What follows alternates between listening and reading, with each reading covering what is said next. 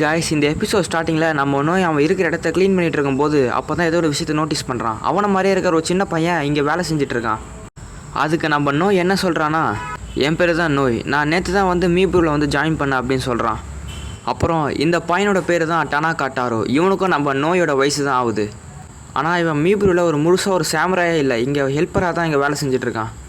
இவங்க இந்த மாதிரி பேசிகிட்டு இருக்கும்போது தான் அந்த இடத்துக்கு இஜிகண்டா வராரு. இனிமேல் டாரோ கிட்ட பேசாத, முதல்ல உன்னோட வேலையை பாரு அப்படின்னு சொல்லிட்டு இங்கேருந்து கிளம்பி போயிட்டே இருக்காரு. அதுக்கு அடுத்த சைடில் நம்ம நோய் நம்ம டாரோவுக்கு எப்படி வுட்டை கட் பண்ணுற விஷயத்த சொல்லி தந்துட்டுருக்கான்.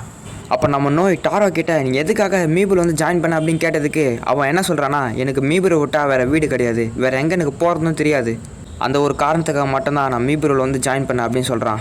இதை கேட்ட நோய்க்கு ஒரு மாதிரி வியர்டாக ஃபீல் ஆகுது. அதுக்கப்புறமா டாரோ எதுவுமே பேசாமல் அங்கேருந்து கிளம்பி போயிட்டான். எதுக்கு இந்த மாதிரி வினோதமாக பண்ணுறான் அப்படின்னு இவனுக்கு சுத்தமாக புரிய மாட்டேங்குது. ஆனால் அங்கேயா சோஜி இவங்க ரெண்டு பேர் பேசுறதுமே ஒட்டு கேட்டுக்கிட்டு இருந்தார். அவர் என்ன சொல்கிறேன்னா, என்னப்பா நோய், உன்னை இஜிகண்டா வேலை செய்ய சொன்னால் இவங்க கூட வந்து பேசிகிட்டு இருக்கியே. ஐயோ சோஜி, இதை மட்டும் அவர்கிட்ட சொல்லிட்டாதீங்க, இந்த விஷயம் மட்டும் தெரிஞ்சுதுன்னா, நான் வேலை பார்க்காம இந்த மாதிரி பண்ணிகிட்டு தெரிஞ்சுதுன்னா அப்புறமா அவர் எனக்கு பயங்கரமான பனிஷ்மெண்ட் கொடுப்பாரு அப்படின்னு சொல்கிறான். அதுக்கு அடுத்த சீனில் பார்த்தா காலையில் பேச ஆரம்பித்தவங்க அன்றைக்கி ஈவினிங் வரைக்கும் பேசிகிட்டு இருக்கானுங்க. அப்போ அவங்க செரிசாவை பற்றி தான் பேசிகிட்டு இருக்காங்க. என்ன தான் பார்க்கறதுக்கு செரிசாவா ஒரு காமெடி பீஸ் மாதிரி இருந்தாலும் அவனுக்கு இன்னொரு முகமும் இருக்குது. செரிசாவை பார்க்குறதுக்கு எந்த அளவுக்கு ஜாலியாக இருக்கானோ அதே அளவுக்கு அவன் மோசமான ஆள். அதனால் அவன்கிட்ட பேசும்போதும் நடந்துக்கும் போதும் ரொம்ப ஜாக்கிரதையாக இருந்துக்கோ சொல்கிறாரு சோஜி. செரிசாவை எப்போதுமே டோரோவை போட்டு ரொம்பவுமே துன்புறுத்துவான். சில சமயம் டோரோவை போட்டு அடிக்க செய்வான். இன்னொரு பக்கம் பார்த்தா அவனை ரொம்ப மோசமாக எட்டிலாம் உதைப்பான். இஜிகண்டா உன்னை டோரோ கிட்ட பேச வேணாம் சொன்னார், முடிஞ்ச அளவுக்கு அவாய்ட் பண்ண அப்படி சொன்னார். என்ன காரணம்னா, உனக்கும் இதே மாதிரி பிரச்சனை வரக்கூடாது இந்த காரணத்துக்காக தான் அவர் ரொம்ப வருத்தப்படுறாரு. ஆனால் எனக்கு அவன் கூட ரொம்ப நேரம் பேசணும் போல் இருக்குது. அவனை பற்றி நான் இன்னும் நிறைய தெரிஞ்சுக்க நினைக்கிறேன். நீ சொல்கிறத வச்சு பார்க்கும்போது நீ அவனை ஒரு நல்ல ஒரு ஃப்ரெண்ட்ஸாக இருப்பீங்கன்னு தோணுது. ஆனால் நோய்க்கா ஃப்ரெண்ட்ஷிப்னால் என்ன தெரியல, ஃப்ரெண்ட்ஸ்னால் இவனுக்கு யாருன்னு தெரியல. அதுக்கு சோஜி என்ன சொல்கிறாருன்னா, நோயோட கையை கொடுக்க சொல்கிறாரு, கூடவே அவனை கண்ணையுமே மூட சொல்கிறாரு. சோஜியும் அவனை அங்கேருந்து கண்ணை மூடிக்கிட்டு ஏதோ ஒரு இடத்துக்கு கூட்டு போயிட்டு இருக்காரு. ஆனால் நோய்க்கு ரொம்ப பயமாக இருக்குது. ஏன்னா போகிற ஒரு இடத்துல தான் பள்ளமாக இருந்து இவன் எங்கேயா வீண்டான என்ன பண்ணுறது, அதனாலே இவனுக்கு ரொம்ப பயமாக இருக்குது. கொஞ்ச நேரம் கழித்து நோயை கண்ணை திறக்க சொல்கிறாரு சோஜி. தலைவனுக்கு ஒரு செகண்டில் மூச்சு வாங்க ஆரம்பிச்சிருச்சு. பார்த்தா அவன் அங்கேருந்து ஒரு 2 அடி தான் எடுத்து வச்சுருப்பான். அதுக்கே இவன் ரொம்ப பயந்துட்டான். நம்ம எப்படி ஒருத்தர் மேலே கண்மூடித்தனமாக நட்பு வைக்கிறோமோ, எந்த அளவுக்கு ஒரு நம்பிக்கை இருக்கோ அதுக்கு பேர் தான் ஃப்ரெண்ட்ஷிப். ஃப்ரெண்ட்ஷிப் அதே போல் தான், நமக்கு கண்ணே தெரியலனாலும் நம்ம ஒருத்தர் மேலே வைக்கிற நம்பிக்கை அது பேர் தான் உண்மையான ஒரு ஃப்ரெண்டு அப்படின்னு ஃப்ரெண்ட்ஷிப்புக்கு ஒரு பெரிய டெஃபினேஷனே கொடுக்குறாரு சோஜி.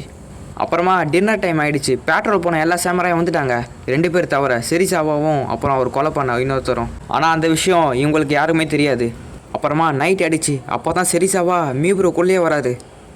செரிசாவா, நான் இது வரைக்கும் டொனோ வச்சு இங்கே பார்க்கவே இல்லை, ஆனால் அவன் போகும்போது உன் கூட தான் போனான்.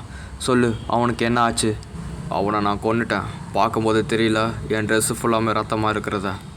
ஆனால் செரிசாவா, இந்த விஷயம் மட்டும் ஷோகனுக்கு தெரிஞ்சதுன்னா நம்மளை என்ன பண்ணுவார்னே தெரியாது. இதை மட்டும் நீ தான் பண்ண தெரிஞ்சதுன்னா நம்ம அடுத்து என்ன பண்ணுறது? அதுக்கு தான் டோரோ இருக்கானே, அந்த இடத்த போய் தடையமே இல்லாமல் அந்த இடத்த சுத்தம் பண்ணிவிடுவான். அவனோட இறந்து போன பாடி சோஜி பிரிட்ஜில் தான் இருக்குது, உடனே போய் க்ளீன் பண்ணு அப்படின்னு செரிசாவா டோரோ கிட்ட சொல்கிறான். இதை பார்த்து நோயால் தாங்கிக்க முடியல. எப்படி இவன் சாதாரணமாக ஒரு கொலையை இப்படி பேசுகிறான் அப்படின்னு பார்த்தா உண்மையிலேயே அந்த ஆளை செரிசாவா கொண்டு போட்டிருக்கான். ஏன்னா அப்போ செரிசாவா இவனை கொல்லும்போது ட்ரிங்க் பண்ணியிருந்தான். இன்னொரு பக்கம் டாரோ அந்த உடம்பு மேலே இருக்க கத்தியை வச்சு திருப்பி அந்த பாடியிலே குத்திட்டு இருக்கான். நோய், என்னை விடு, என்னை இதை ஒழுங்காக பார்க்க விடு, இல்லைனா நான் செரிசாவா கொண்டுடுவான். நீங்கள் மட்டும் எப்போவுமே சந்தோஷமாக இருக்கீங்க, ஆனால் நான் மட்டும் மீபுரோவில் எப்போவுமே வேலை தான் பார்த்துட்ருக்கேன். என்னை பற்றி யாருக்கு தான் அக்கறை இருக்குது? அடுத்து இவங்க 2 பேருமே சேர்ந்து ஒரு பிளானை போட ஆரம்பிக்கிறாங்க. ஏன்னா இந்த கொலையை பண்ணது செரிசாவா தான். இதை எப்படியாவது ஊர் மக்களுக்கு இவன் தான் பணம் தெரிய வைக்கிறதுக்காக அந்த சோஜி பிரிட்ஜிலே இந்த உடம்பை அங்கே வைக்கலாம் பிளான் பண்ணியிருக்காங்க. அப்போ தான் எல்லாருக்குமே இந்த விஷயம் தெரியும். அதே மாதிரியே அந்த சோஜி பிரிட்ஜில் என் உடம்பை அங்கே கட்டி வச்சுட்டாங்க. ஆனால் இந்த விஷயம் மட்டும் செரிசாவுக்கு தெரிஞ்சுதுன்னா இவங்களை என்ன பண்ணுவான்னு தெரியாது. அப்புறம் அடுத்த நாள் காலையில் இவங்க நினச்ச மாதிரி அந்த இடத்துல ஏகப்பட்ட மக்கள் இருக்காங்க. இந்த கொலையை பண்ணது யாருன்னு ஒவ்வொருத்தராக விசாரிக்க ஆரம்பிக்கிறாங்க. செரிசாவும் இதெல்லாம் பார்த்துட்டு இவங்க 2 பேர் தான் இந்த வேலையை பார்த்துருக்கணும், வேறு யாரும் பார்த்துருக்க முடியாது சொல்லி நினைக்கிறான். அப்புறம் அடுத்த சீனில் இஜிகண்டா, நோய், அப்புறம் டாரோ இவங்க 3 பேருமே விசாரணைக்காக உக்காந்துட்டு இருக்காங்க. அப்போ நம்ம நோய் செரிசாவா கிட்ட கேள்விகளை கேட்க ஆரம்பிக்கிறான். எதுக்காக டொனோ வச்சு நீ கொன்ன அப்படின்றதுக்காக. ஆனால் அதுக்கு செரிசாவா டென்ஷன் ஆகி, காரணமாக வேணும் உனக்கு, அதுக்கு எந்த காரணமும் கிடையாது, எனக்கு தோணுச்சு அவனை கொன்னேன் அவ்வளோதான் அப்படின்றான். இதுக்கு மேலே வேறு ஏதாவது கேள்வி கேட்கணுமா, இல்லை உன் தலையை நான் திருப்பட்டுமா அப்படின்னு செரிசாவா கேட்குறான். ஆனால் அதுக்கு நோய் என்ன சொல்கிறான்னா, நீங்கள் எதுக்கு அவனை கொன்னீங்கன்னு எனக்கு அந்த காரணம் தெரியும், ஆனால் நீங்கள் அந்த காரணத்தை யார்கிட்டையும் சொல்ல வேணாம்னு நினைக்கிறீங்க அதானே அப்படின்னு நோய் சொல்கிறான். அப்புறமா செரிசாவா நோயை விட்டுட்டான். அப்புறமா செரிசாவா ஏன் டொனோயிச்சை கொண்டாந்த காரணத்தை நோய் சொல்ல ஆரம்பிக்கிறான். நீங்கள் ஏன் டொனோயிச்சை கொன்னீங்கன்ற காரணம் எனக்கு தெரியும். ஏன்னா டொனோயிச்சி ஒரு துரோகி. மீபுரு உள்ளே இருந்துக்கிட்டே மீபுருவை விற்க பார்த்தான். அது உங்களுக்கும் தெரிய வந்தது. ஆனால் மீபுரு ஆளை இந்த மாதிரி பண்ணது வெளியே தெரிஞ்சதுன்னா மக்களுக்கு நம்ம மேலே நம்பிக்கை வராது. அதனால தான் அவனை கொன்னீங்க.